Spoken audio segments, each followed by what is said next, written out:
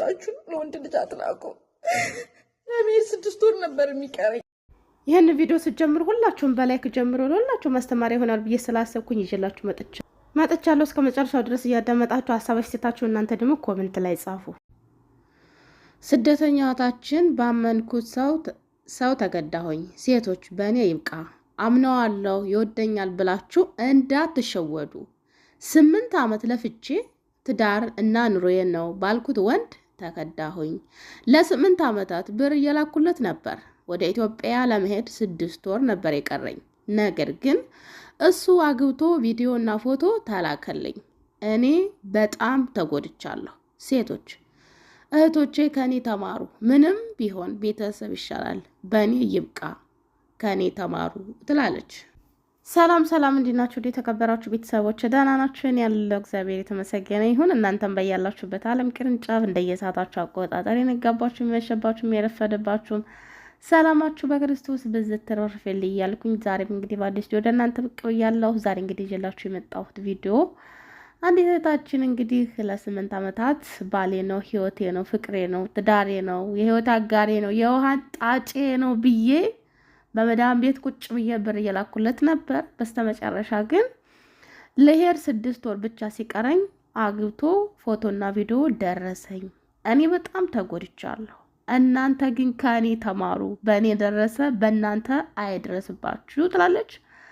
እኔ የምለው ቆይ ስንት ጊዜ ነው ሰው የሚመከረው? ሰው ስንት ጊዜ ተመከረ። ሰው እንኳን ባይመከር ሰው እንኳን አለም በዚህ ዘመን ሰው እንኳን ባይመክረን እኮ በየቤታችን በየጎረቤታችን እኮ ብዙ ነገር አሳልፈናል፣ ብዙ ነገር አይተናል። ከዚያ መማር አንችልም ወይ? ሰው ከጎረቤቱ መማር አይችልም ወይ? ግዴታ አንድ ሰው የ80 ዓመት ሰው ታሪክ እንዲኖረው 80 ዓመት መኖር የለበትም በአሁን ሰዓት ማለት ነው። ከ80 ዓመት ከቆየ ሰው መማር እንችላለን ብዙ ነገር እና የራስ ድንቁርና ካልሆነ በስተቀር እውነት ለመነጋገር 8 ዓመት ሙሉ ለወንድ ስንቱ ሰውን ጥሩ ጠብ እስኪል ድረስ ተናገረ፣ ስንት ሰው ለፈለፈ፣ ግን ሰው አይሰማም። በቃ ሰው መስሚያው ጥጥ ነው። ግን አንዳንድ ጊዜ ምከረው እምቢ ካለ መከራው ይምከረው የሚባለው ነገር እውነት ነው። አሁን ደረሰባት ያ 8 ዓመት እንደገና ይገኛሉ ወይ ነው ገንዘብ ይገኛል። ግን ያሳለፈችው 8 ዓመት ይመለሳሉ ወይ? ፈጣሪ ተበቃይ ነው። እውነት ነው። ይሄ ልጅ በቀሏል እግዚአብሔር። መቼ ልጅ ለፍታ የልፋቷ ዋጋ አይቀርም። ጊዜ ነው፣ የጊዜ ሁኔታ ነው እንጂ ሁሉም የእጁን ያገኛል። ቢበቀለው እግዚአብሔር እሷ ግን ታየዋለች? አታየውም። ምንም ጥቅም የለውም በቀሉ ራሱ ማለት ነው። እንደኔ ጥቅም የለውም። ምን ያሁን በጣም የጎዳኝን ሰው እማላየው ከሆነ እግዚአብሔር ወይ አትበቀለው ነው የምለው። ምንም አታድርስበት። ምክንያቱም ምን ያላየውማ እኔ እንደዚህ ሲሰቃይ አላየውም። ስለዚህ ምን እጠቀማለሁ? ምንድነው ጥቅም? ስለዚህ ማንኛውም ሰው ጎድቶኝ ድጋሚ ማላገኘው እንደዚህ የተዋወቅኩ ሰው ከሆነ ፈጣሪ ሆይ እኔ ይቅር ብየዋለሁኝ። በስለ ምንም ነገር አታድርስ ነው የምለው። ገብቷችኋል? ምንም ጥቅም የለውም። አሁን እቺ ልጅ እንግዲህ ምንድነው የምትጠቀመው ነገር? ይሄ ያለፈ 8 ዓመት ታመጣዋለች ሰው ቤት የተዘጋ በር ውስጥ ቁጭ ብላ ለወንድ ሄሎ የኔ ፍቅር የኔ ማር በራሷ ብር ዳታ ይሞላል፣ ወይንም ደግሞ አንድ ካፌ ውስጥ ገብቶ ኢንተርኔት ይጠቀማል። እንደዚያው ላይ ያወራታል ኢሞ ላይ በቃ ሰርጋችን እንዴ ነው፣ ልጆቻችን እንደዚህ ናቸው፣ እንደዚህ አይነት ቤት እንኖራለን፣ እንደዚህ አይነት ነገር እናደርጋለን ይላታል። አገራመን ቆይ እንዴት ይሄን ያክል እኮ ሰርግ እንኳን ቪዲዮ እስከሚላክ የሆነ ፍንጭ ማየቱ አይቀርመችም። ሴት ግን አንዴ ከወደደች ወደደች ነው። ግን እኔ የምላችሁ በአሁን ሰዓት እኮ ፍቅር የለም። ሰው እኮ በአሁን ሰዓት ፍቅር የለም። ሰው እኮ ያፈቀረው ብርና ብርን ነው። ሰው እንዴት ሞኝ ይሆናል? ይቅርታ አድርጉልኝና ብዙ ጊዜ ሰው እነ ሳሚ እነ አብረሽ እነ ሳሪ በጣም ብዙኛ የምናውቃቸው ሰዎች ሚዲያ ላይ የሚጠቀሙ ተመከሩ። ማንም ሞኝ የለም። ዳርባ ሀገር ሴት ማንም ሞኝ የለም ማለት ነው። ማንም ምክንያቱም አንደኛ ከሰው ጋር አንገናኝም፣ ስለ ማህበራዊ ኑሮ አናቅም። ሁሉን ነገር በቃ በር ተዘግቶብን ነው የምንውለው። ኑሮውን አናቀውም፣ የሰውን ነገር አናቀውም። የዛሬ 8 ዓመት ተተሽ የመጣሽው ወንድ አሁን 8 ዓመት ብሎ እንደዚህ ቁጭ ብሎ ይጠብቀኛል? እንዴት አይነት ሞኝነት ነው? ትዳር እንኳን ያላቸው ልጅ እንኳን ያላቸው ያገባሉ እንኳን አይደለም ጭራሽ ላጤ የኔ ፍቅር የኔ ማር ጭራሽ ምንም ነገር የማይተዋወቁ ሰዎች ማለት ነው። እና እኔ ግርም ምን ያለኝ ይሄን እኮ እናቷ እኮ ችግረኛ ናት፣ ይሄን ቤተሰቦቿ እኮ ችግረኛ ናቸው። ይሄን እኮ ስንት ችግር አለባት እኮ እሷ እኮ ስንት ነገር እያማራት እኮ አትበላም አትጠጣም። ለወንድ ግን አረስማ እኔ እንጂ ይቅርታ አድርጉልኝ፣ ግን ከዚህ በኋላ ወንዶችን አልናገርም። እስከዛሬ ብዙ ነገር ተናገሪያቸዋለሁ። ከዚህ በኋላ ግን አንድ ወንድ አልናገርም ብያለሁ በግሌ። ምክንያቱም የራሳቸው ጥፋት ነው። አንድ ሰው ብር ቢሰጠኝ እኔ ራሱ መውሰድ አይቀርም። ከሰጠኝ ማንም ይሁን ማን እኛ በራሳችን በእጃችን እየሰጠን ሰዎቹ መሰደብ አለባቸው እንዴ? በራሷ እጅ ሰጥታ አሁን ይህን ልጅ መስደብ አለብን ያለብን? ጀግና እንኳንም ደግ አረጋት ማለት ነው። ደግ አረገ። እኔ በግሌ እንደዚያ ነው የምለው። እንዲህ ቆይ ምንድን ነው ይህን ሁሉ ዓመት እንዲህ 8 ዓመት ለወንድ? እኔ ግርም ምን ያለ ይቅርታ አድርጉልኝ። አንዳንድ ሰዎች የ80 ሺህ ብር እንደዚህ ያደረኩለት የ200 ሺህ ብር ላፕቶፕ ያው ለምናምን አይፎን ስልክ ገዛው ምናምን ሲሉ ለእነሱ ገረም ነበረ። በጣም ነበር የሚገርመኝ። ማለት እንዴት አስችሏቸው ነው?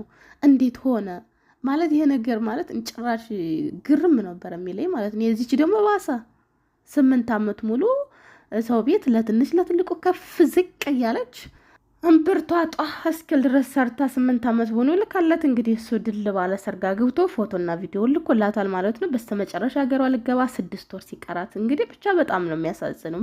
በአሁን ሰዓት እንደዚህ እያለቀስኩ ቪዲዮ ባልሰራ ደስ ይለኝ ነበር። ነገር ግን እህቶቼ ከኔ ተማሩ። ይወደኛል ያፈቅረኛል ብላችሁ ማንኛውንም ሰው ብራችሁን አትላኩ ባካችሁና አትሸወዱ፣ ከኔ ተማሩ ብላለች ማለት ነው። ግን እውነት ለመነጋገር እኔ በጣም የሚገርመኝ ነገር ሴቶች ትዳር በፍቅር ማለትም ትዳር ወይንም ፍቅር በገንዘብ ይገዛሉ። ይገዛል ብላችሁ ታስባላችሁ? እናንተን አንድ ሰው አሁን የሆነ የማትወዱ ሰው ወይንም የማትስማሙበት ነገር ላይ በገንዘብ ትገዛላችሁ? ህሊናችሁ እሺ ይላችኋል? እንዴት ነው የምታስቡት? ሌላ ሰውስ ቢሆን የማይሆን ነገር ያ ሰው ፍላጎት ከሌለው በብዙ ነገር እኮ ያሳያል እኮ የሆነ ምልክት እኮ ያሳያል። በገንዘብ የሚገዛ ነገር እኮ የለም። ገንዘብ ደግሞ ለወንድ ልጅ ካስለመዳችሁት በጣም አደጋ ነው። በጣም ማለት ነው። በቃ ለወንድ ልጅ ገንዘብ ማስለመድ ማለት ተኩላ ስጋ እንደመቀለብ ማለት ነው። ያ ተኩላ ደግሞ ስጋ ቀልባችሁ የደለበ ጊዜ እናንተ ነው መልሶ የሚበላችሁ ማለት ነው። እና እኔ በጣም ነው የምትገርሙ ለወንድ ልጅ ብር የምትልኩ ሴቶች፣ የእናንተ አቅም ይኖራችሁ፣ ጉልበት ይኖራችሁ፣ ገንዘባችሁን ያዙ። የደስታችሁ ቁልፍ በእጃችሁ ይሁን። ስራ ተለማመዱ፣ ሙያ ተለማመዱ።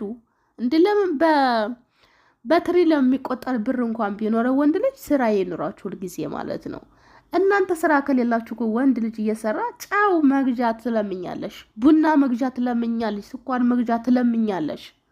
ስኳሩን ቀምሹ፣ ቡናውን ቀምሹ፣ የት አደረግሹ ይልሻል። ካለሽ ነው የምትከበሪው፣ ከሰራሽ ነው የምትከበሪው። ማንኛውም ትዳር የምታዩዋቸው ሴቶች በሙሉ ሰርተው ነው የተከበሩት። ያልሰሩትማ ስራ የሌላቸው ሴቶቻችን እኮ በምን አይነት ሁኔታ እኮ እንደሚኖሩ እናውቃለን። ሚስቶቻቸውን እስከነ ልጆቻቸው ቤት ቁጭ አድርገው እያስራቡ ሴት እኮ አስቀምጠው ሆቴል ውስጥ እኮ የሚያገላብጡ ብዙ ወንዶች አሉ። ፊልም ላይ እኮ ስለ ህይወት ላይ የተለያዩ ነገር የሚያሳየው እኮ በተግባር ያለውን ነገር እኮ ነው። ልጆቻቸው እኮ እየተራቡ ለሌላ ሴቱን ማርሄን የተለያየ ነገር የተለያየ ቦታ የሚወስዱ ሰዎች አሉ።